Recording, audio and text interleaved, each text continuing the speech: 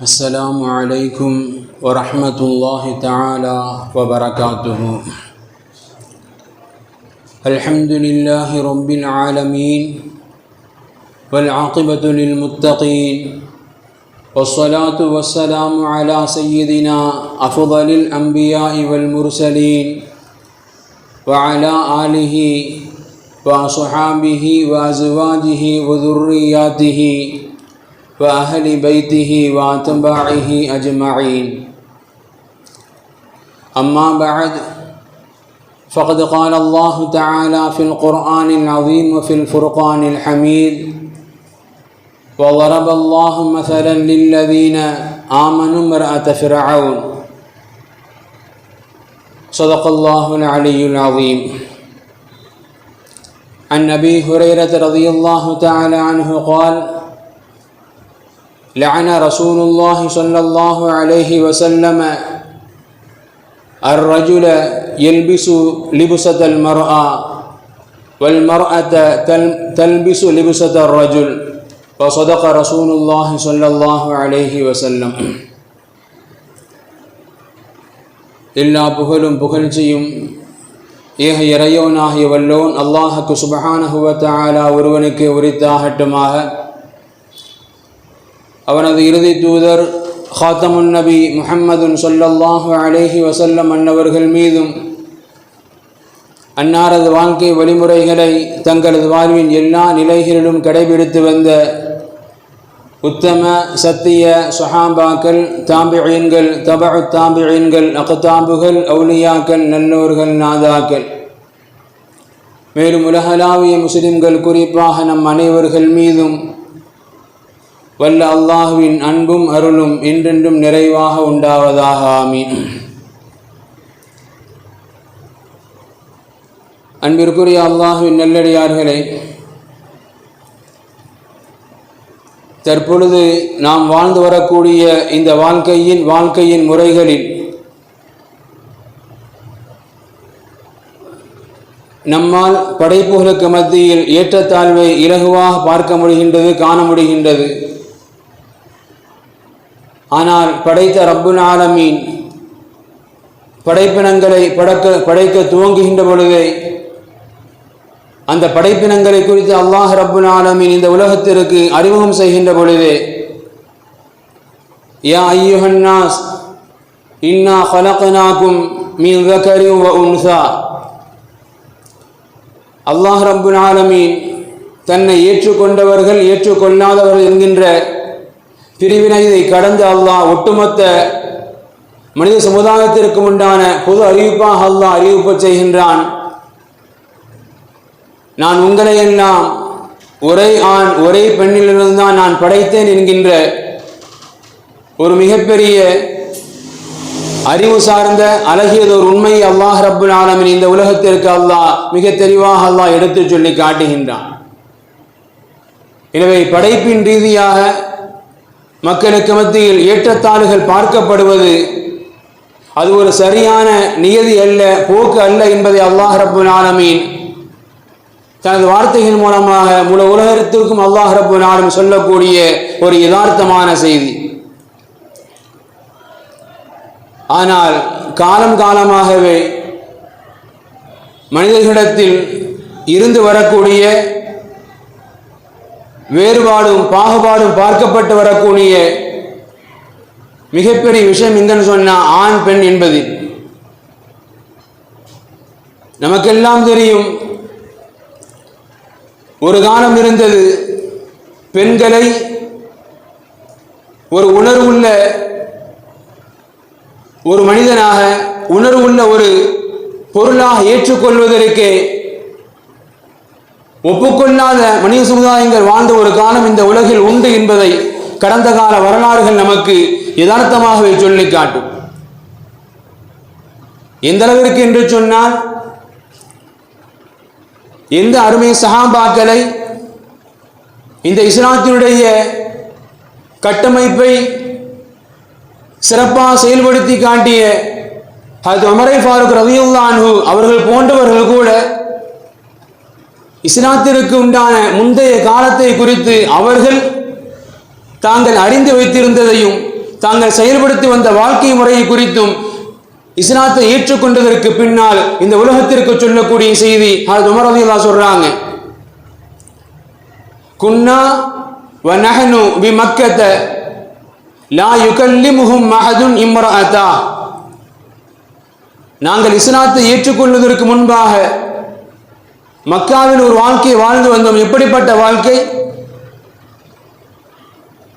பெண்களிடத்தில் அவங்கள மதித்து நாங்கள் பேசக்கூட மாட்டோம். ஒருத்தர் பேசுறதுன்னு சொன்னால் அதுக்கு பல காரணங்கள் இருக்கும். ஒன்று 2 பேருக்கு மத்தியிலே தான் மனக்கசப்புகள், சண்டைகள் இப்படி இருக்கலாம். சில வேளைகளில் அவன்லாம் பேசுகிற அளவுக்கு பெரிய ஆளா என்பதும் ஒரு காரணமாக இருக்கும். நான் பேசுகிற அளவுக்கு அவன் சரியான ஆளாங்க, சமமான ஆளாங்க. அது உமர் ரலியல்லாஹு இப்படி தான் சொல்லி காட்டுறாங்க. நாங்கள் பெண்களிடத்தில் பேசுவதை கூட நாங்கள் ஏற்றுக்கொள்ள மாட்டோம். காரணம் நாங்கள் பேசுகிற அளவுக்கு, ஆண்கள் பெண்களிடத்தில் பேசக்கூடிய அளவுக்கு அவங்க அவ்வளவு பெரிய ஒரு பிறவியெல்லாம் கிடையாது என்பதுதான் எங்களுடைய கருத்து. இப்படித்தான் நாங்கள் இஸ்லாத்திற்கு முந்தைய காலகட்டங்கள் வாழ்ந்து வந்தோம். பெண்களை இப்படித்தான் நாங்கள் பார்த்து வந்தோம். நாங்க பெண்கள்கிட்ட பேசுவோம் எப்போ தெரியுமா? இல்லா இதா கானத்துல ஹாஜத்துன் ஹவா மின்ஹா ஹாஜதஹு. ஒரு ஆண் ஒரு பெண்ணிடத்தில் உச்சபட்சமாக எந்த தேவைக்காக அணுகுவானோ அந்த தேவை இருக்கின்ற பட்சத்தில் அந்த தேவைக்காக நாங்கள் பெண்களிடத்தில் பேசுவோம், பெண்களிடத்தில் நெருங்குவோமே தவிர மற்ற நேரங்களில் பெண்களை எங்களுக்கு சமமாக நாங்கள் பாவிப்பதை கூட, எங்களுக்கு சமமாக நாங்கள் அவர்களை மதித்து அவர்களுக்கு நாங்கள் பேசுவது கூட எங்களிடத்தில் கிடையாது. இந்த பழக்கம்லாம் இஸ்லாத்திற்கு முந்தைய காலம் வரை எங்களிடத்திலே கிடையாது என்பதாக உமர் ஃபாரூக் ரலியல்லாஹு அன்ஹு கடந்த கால வாழ்க்கையை குறித்து அவர்கள் இஸ்லாத்தை ஏற்றுக்கொண்டதின் பின்னால் இஸ்லாம் எவ்வளவு தூரங்கள் எங்களது வாழ்க்கையை மாற்றி அமைத்திருக்கின்றது, இஸ்லாம் எவ்வளவு தூரங்கள் பெண்களை கண்ணியப்படுத்தி இருக்கின்றது, இஸ்லாம் எங்களது வாழ்க்கையில் எவ்வளவு பெரிய மாற்றங்களை நாம் ஏற்படுத்தி இருக்கின்றது என்பதை சொல்ல வருகின்ற பொழுது செய்தனா உமர் ஃபாரூக் ரலியல்லாஹு சொல்லி காட்டுறாங்க, நாங்கள் அன்றைய காலகட்டங்களில் பெண்களிடத்தில் மதித்து பேசுவது கூட கிடையாது. ஆனால் அதையும் சொல்லி காட்டுறாங்க, வலா நஅுத்துன் நிஸாஅ ஷைஅன் அம்ரன். அன்றைய காலகட்டத்தில் நாங்கள் பெண்களை ஒரு பொருட்டாகவே பார்க்க மாட்டோம்.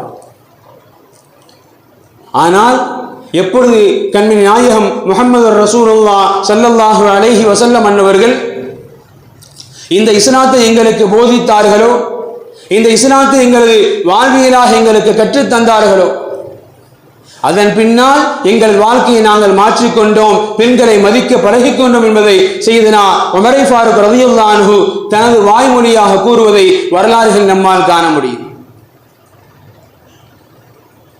ஆக பிறவியை வைத்து, பிறப்பை வைத்து ஒரு ஏற்றத்தாழ்வை காணக்கூடிய, ஒரு பாகுபாட்டை காணக்கூடிய ஒரு உலகம், அப்படிப்பட்ட ஒரு வாழ்க்கை முறை இஸ்லாத்திற்கு முந்தைய காலங்கள் இருந்து வந்தது. ஆனால் இஸ்லாத்திற்கு பிறகு அந்த வாழ்க்கை முறை மாறியது.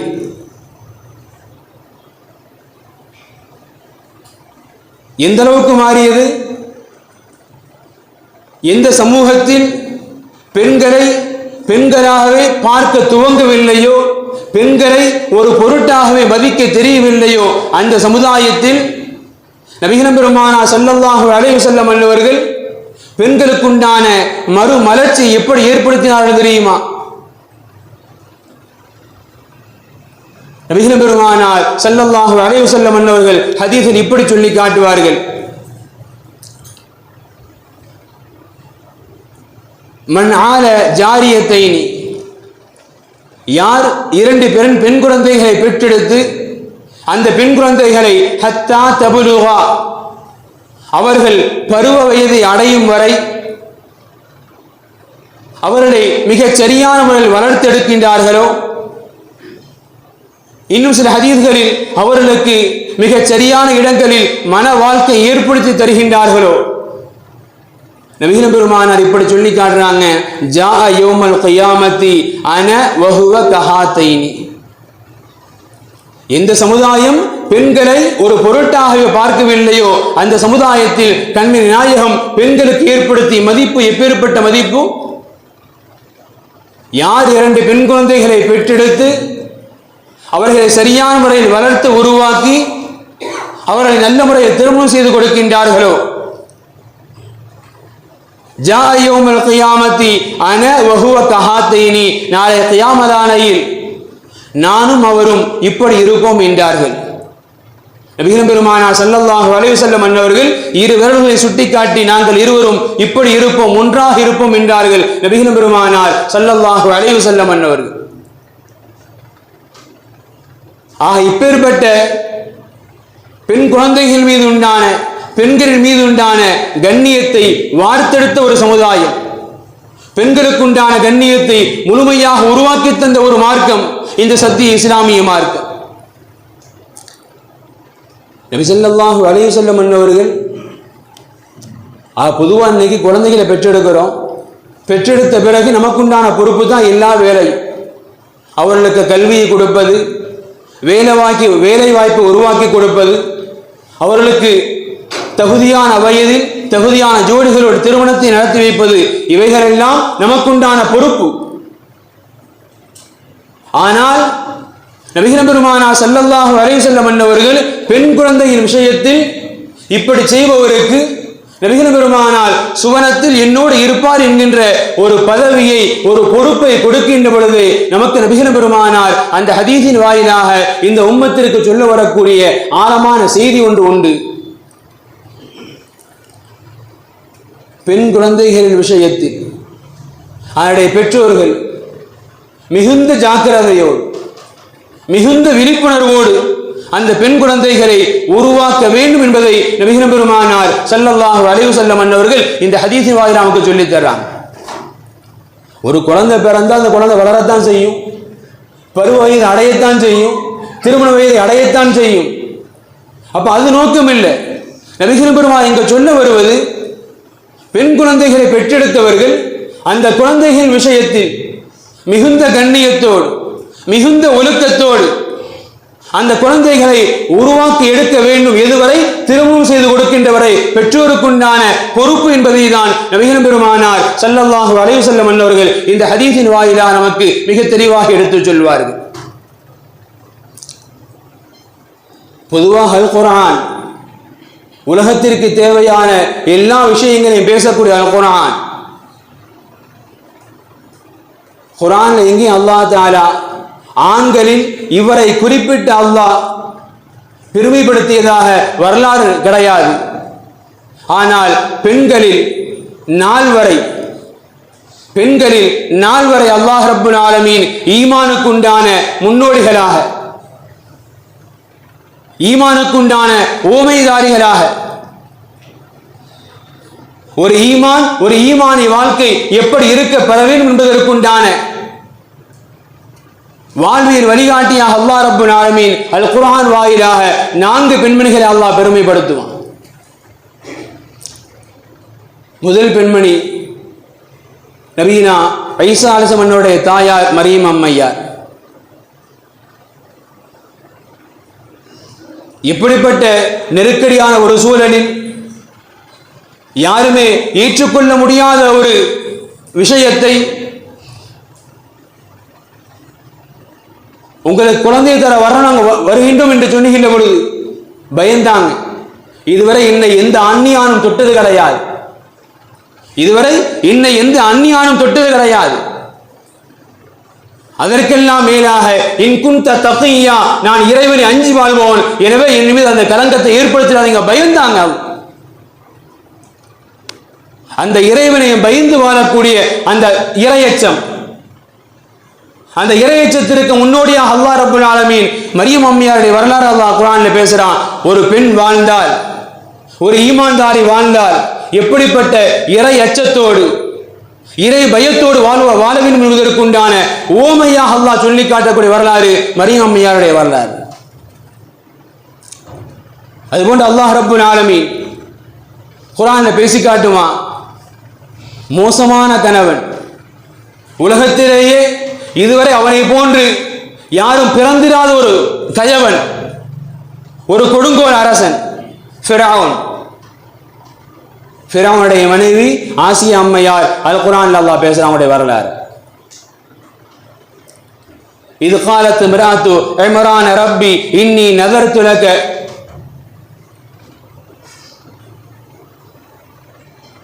பைத்தன் ஃபில் ஜன்னா. நபியினா ஆசியா அம்மையாருடைய வரலாறு அல்லாஹ் தஆலா குர்ஆன்ல பேசி காட்டினா. இதற்கு ஈமானுக்கு ஓமையாக ஒரு கொடுங்கோல் அரசன், அவனை கொண்டு உலகமே அஞ்சுகின்றது, உலகமே பயப்படுகின்றது. ஆனா அவனுக்கு நெருக்கமாக இருக்கக்கூடிய ஆசியா அம்மையார் அவனுக்கு பயப்படல, அல்லாஹ்க்கு பயந்தாங்க. அல் குர்ஆன்ல அல்லாஹ் பேசி காட்டுறான். அதே சமகாலத்து நிகழ்வு நபியினா மூசா அலைஹிஸ்ஸலாமுடைய தாயாருடைய வரலாறு. وأوحينا إلى أم موسى أن أرضعيه فإذا خفت عليه فألقيه في اليم ولا تخافي ولا تحزني إنا رادوه إليك. ஒரு குழந்தை, பச்சிலம் குழந்தை, இன்னும் சொல்வதானால் பால்குடி மறவாத குழந்தை. அல்லாஹ் நபியினா மூசாவுடைய தாயாருக்கு அல்லாஹ் சொல்றான், வஅவ்ஹைனா இலா உம்மி மூசா, நபியினா மூசாவுடைய தாயாருக்கு நாம் வஹி அறிவித்தோம். ஃபஅல்கீஹி ஃபில் யம், ஒரு பெட்டியில வச்சு அதை நதியில போட்டு விடுங்க. வலா தகாஃபி வலா தஹஸனி இன்னா ராத்தூஹு இலைக், அந்த குழந்தையை குறித்து நீங்கள் அஞ்சவும் வேண்டாம், கவலைப்படவும் வேண்டாம், அந்த குழந்தையை திருப்பி தருவது எனது பொறுப்பு. ஒரு இக்கட்டு, ஒரு சூழ்நிலை, ஒரு சோதனை, ஊரை திரண்டு போய் ஆதரவு சொல்லட்டுங்க. அதை செய்ய வேண்டிய இடத்தில் இருக்க வேண்டிய அந்த தாய் ஈஸியா செஞ்சிருவாங்களா அதை?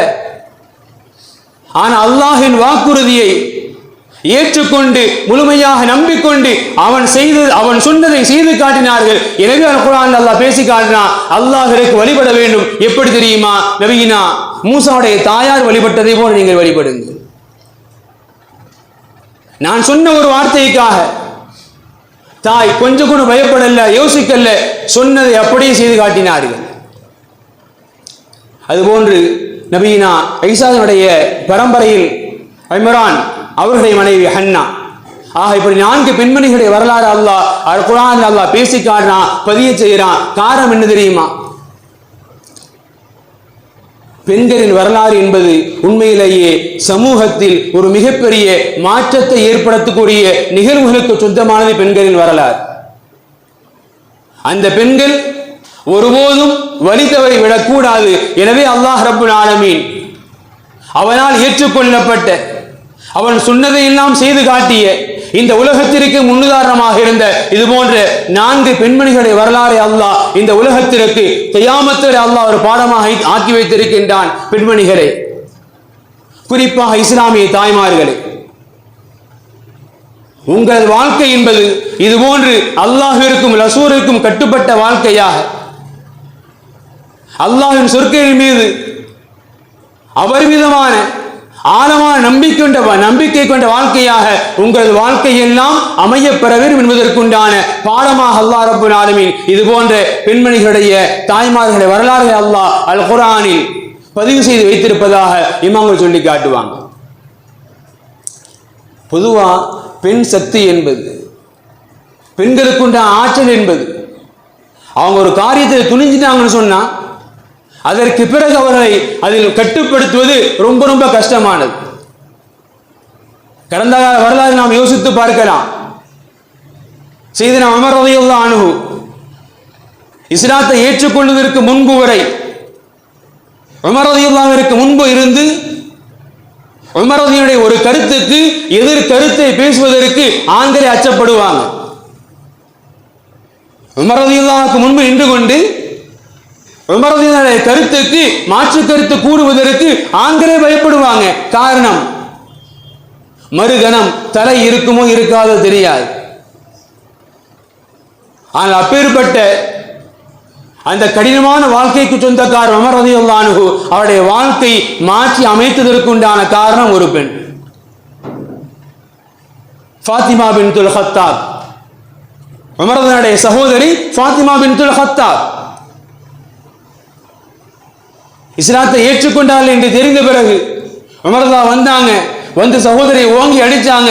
அடிச்ச அடியில எங்கேயோ போய் விழுந்தாங்க, மயக்கமாயிட்டாங்க. மயக்கம் தெரிந்து எழுந்தார்கள். சரி அவ்வளவுதான், இஸ்லாத்தை விட்டுடுவாங்க, பிரச்சனை இல்லை என்று நினைத்து உமர்தான் நினைக்கின்ற பொழுது அந்த சகோதரி கேட்ட வார்த்தை, இப்னுல் கத்தாப், கத்தாவின் மகனே, கத்தாவின் மகனே, நானும் அதே கத்தாவுக்கு நான் மகள் தானே, அஸ்லம் தூ, ஆமா நான் இஸ்லாத்தை ஏற்றுக்கிட்டேன், நான் இஸ்லாத்தை ஏற்றுக்கொண்டேன், ஃபஃஅல் மா பதாலக, உன்னால் என்ன முடியுமோ செஞ்சு பாருண்டாங்க. எந்த உமர் ரலியல்லாஹு முன்பு இருந்து அந்த சமூகத்தில் ஒரு ஆண் கூட குரலை உயர்த்தி பேசியது கிடையாது. ஆனால் ஒரு பெண், உமருடைய சகோதரி துணிந்து சொன்னாங்க, கத்தாவின் மகனே, நான் இஸ்லாம் ஆயிட்டேன், முஸ்லீம் ஆயிட்டேன், ஃபஃஅல் மா பதாலக், உன்னால் என்ன முடியுமோ செஞ்சுக்கோ. அந்த ஒரு வார்த்தை உமருடைய உள்ளத்தை புரட்டி போட்டது. இஸ்லாம் இப்பேற்பட்ட துணிவை கொடுக்குமா?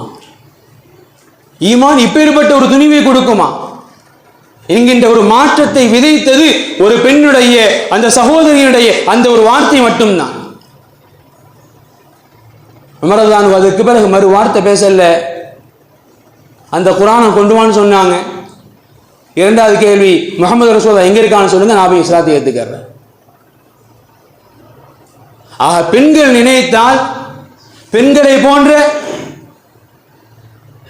ஒரு அபாரமான சக்திக்கு, ஆற்றலுக்கு உரித்தானவர்கள் யாரும் கிடையாது. பெண்கள் நினைத்தால் எப்பேற்பட்ட மாற்றத்தையும் உருவாக்க முடியும் என்பதற்குண்டான வரலாற்று சான்றுகள் இவைகள் என்ன.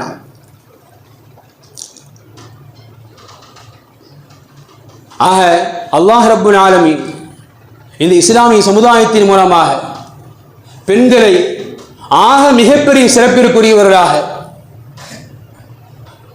பெண்கள் நினைத்தால் எப்பேற்பட்ட சமூக மாற்றத்தை, பெண்கள் நினைத்தால் எப்படிப்பட்ட ஒரு குடும்ப வாழ்க்கையின் மாற்றத்தை உருவாக்க முடியும் என்கின்ற ஒரு மிகப்பெரிய பெருமைக்குண்டான வரலாறுகளை எல்லாம் பொதிந்து வைத்திருக்கக்கூடிய இந்த இஸ்லாமிய சமுதாயம்தான். குறிப்பாக இன்றைய இளைய தலைமுறைகள் எந்த பெருமைக்கு நமது முன்னோர்கள் சொந்தமோ, எந்த பெருமையில் இதுவரை தலைமுறைகள் வாழ்ந்து வந்ததோ, அந்த பெருமைகளை எல்லாம் குளிதோண்டி புதைக்கக்கூடிய ரீதியில் இன்றைய இளைய தலைமுறைகள், குறிப்பாக பெண்கள், கிட்டத்தட்ட கடந்த ஓராண்டுகளாகவே ஒரு நடிகருடைய அரசியல் வருகைக்கு பின்பாக சமுதாயத்தில், குறிப்பாக இளைஞர்களிடத்தில் நிறைய மாற்றங்கள். எந்த அளவிற்கு? இஸ்லாத்திற்கும் தனக்கும் சம்பந்தம் இல்லது என்பது போன்று உண்டான ஒரு வாழ்க்கையின் துவக்கங்கள் அந்த இளைஞர்களிடத்திலே பரவி இருப்பதை நம்மால் காண முடிகின்றது. ஒரு காலம் இருந்தது, இஸ்லாமிய சமுதாயத்தை பொறுத்தவரை தலாக் என்ற வார்த்தை மிக மிக அபாயகரமான வார்த்தை, மிக மிக அபாயகரமான வார்த்தை. ஆனால் சமுதாயத்தில் சமுதாயம் இன்னைக்கு நலிந்து மலிந்து போய் கிடக்குது. நான் பார்த்திருப்போம், இஸ்லாமிய ஒரு பெண்மணி, என் வீட்டுக்காரர் மட்டும் அந்த நடிகருக்கு ஓட்டு போன சொன்னா டைவர்ஸ் பண்ணிடுவேன்.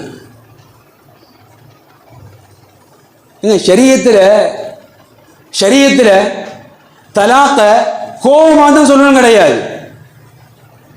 ஷரியத்தை பொறுத்தவரை தலாக்க கோபமாக தான் சொல்லணும் கிடையாது.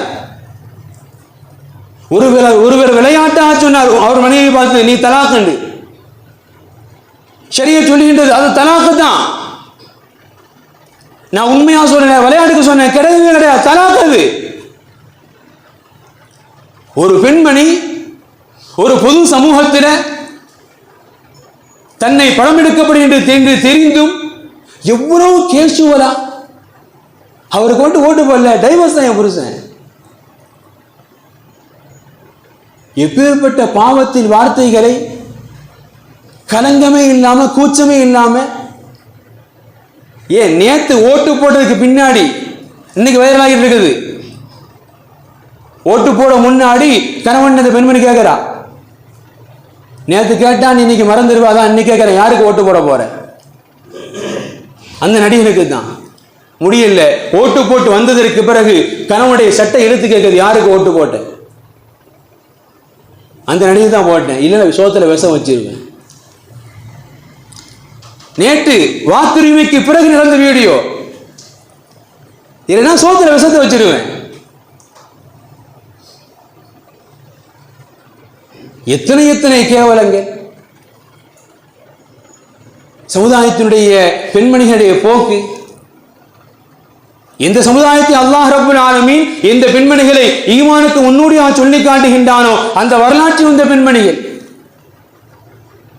இன்னொரு பெண்மணி, எனக்கு என் புருஷனை விட அந்த நடிகனை தான் பிடிக்கும், அது அவருக்கே தெரியும், சிரிக்கிறாங்க.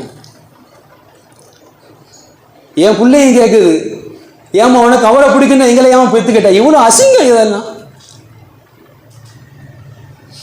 ஏமா அவரை பிடிக்குன்னா எங்களையும் அந்த குழந்தைகளை கேட்குன்னு சொன்னா அந்த குழந்தைகளுடைய மன வலியை மன வேதனையை இதை கூட புரிந்து கொள்ள முடியாத ஒரு சூழல்ல சமுதாயத்தினுடைய பெண்மணிகளுடைய வாழ்க்கை, இளைய தலைமுறையுடைய வாழ்க்கை பயணிக்கின்றது என்பது உண்மையிலேயே எப்பேற்பட்ட ஒரு அபாயகரமான சூழலை நோக்கி சமுதாயத்தினுடைய தலைமுறைகள் பயணிக்கின்றார்கள். அல்லாஹ் பாதுகாக்கட்டும்.